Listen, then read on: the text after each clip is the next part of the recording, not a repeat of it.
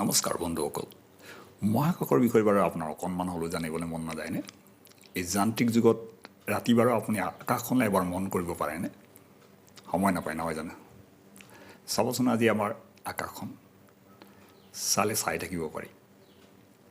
যাৰ বিষয়ে আমি জানি শেষ কৰিব নোৱাৰা মহাকাশৰ ইমানেই ডিটেইলছ আছে আজিলৈকে বিজ্ঞানীসকলেও জানি শেষ কৰিব পৰা নাই হ'লেও আজি আমি জানো সৌৰজগতৰ এক ক্ষুদ্ৰতম গ্ৰহ যাৰ নাম বুধ ইংৰাজীত যাক মাৰ্কাৰী বুলি কোৱা হয় এই বুধ গ্ৰহ এনেকুৱা এটা গ্ৰহ যাৰ কোনো উপগ্ৰহ নাই সূৰ্যক প্ৰদক্ষিণ কৰোঁতে সময় লয় প্ৰায় ৮টা দিন পৌৰাণিক কাহিনী মতে ৰোমানসকলে বিশ্বাস কৰা মাৰ্কুৰী নামৰ এজন দেৱতাৰ নামত এই গ্ৰহটোৰ নাম মাৰ্কাৰী ৰখা হৈছিল এই বুধ গ্ৰহটি আমি আকাশত ৰাতিপুৱা সূৰ্য উদয় হোৱাৰ আগে আগে আৰু আবেলি সূৰ্য অস্ত হোৱাৰ পাছতে দেখা পাওঁ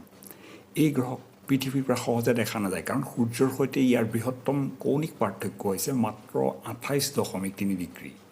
কেৱল ৰাতিপুৱা আৰু সন্ধিয়াৰ সময়ৰ ক্ষীণ আলোকত ইয়াক দেখা যায় বুধৰ দিশে অগ্ৰসৰ হোৱা এতিয়ালৈকে একমাত্ৰ মহাকাশযান আছিল মেৰিনাৰ 10 যিখন 1974 মানত অভিযান চলোৱা হৈছিল বুধৰ ইতিহাসৰ বিষয়ে যদি কওঁ প্ৰায় ৫,০০০ বছৰমান আগত সুমাত্ৰাৰ লোকসকলে বুধ গ্ৰহৰ বিষয়ে জানিছিল খ্ৰীষ্টপূৰ্ব ৫০০ চনত গ্ৰীচৰ জ্যোতিৰ্বিজ্ঞানীসকলে ইয়াৰ অস্তিত্ব নিশ্চিত কৰিছিল বুধ গ্ৰহটোক ইংৰাজীত মাৰ্কাৰী বুলি কোৱা হয় বুধৰ নাম ৰোমান দেৱতাৰ নামত দিয়া হৈছে এই গ্ৰহটোৰ ইয়াৰ দ্ৰুত ঘূৰ্ণগতিৰ বাবে মাৰ্কাৰী নাম দিয়া হ'ল বুধ গ্ৰহক মাৰ্কাৰী প্লেনেট বুলি এইকাৰণে কোৱা হয় বুধ সূৰ্যৰ আটাইতকৈ নিকটতম গ্ৰহসমূহৰ মাজৰ এটা সূৰ্যৰ আটাইতকৈ ওচৰত থকা বুধ হৈছে সৌৰজগতৰ সকলো গ্ৰহৰ ভিতৰত দ্বিতীয় গৰম গ্ৰহ সৌৰজগতৰ আটাইতকৈ গৰম গ্ৰহটো হৈছে শুক্ৰ গ্ৰহ বুধ আমাৰ সৌৰজগতৰ একমাত্ৰ সৰু গ্ৰহ বুধৰ পৃষ্ঠভাগ শিলাময় আৰু শুকান ইয়াৰ ঠায়ে ঠায়ে বহল সমভূমি থিয় গৰা দ ভাগ ইত্যাদি পোৱা যায়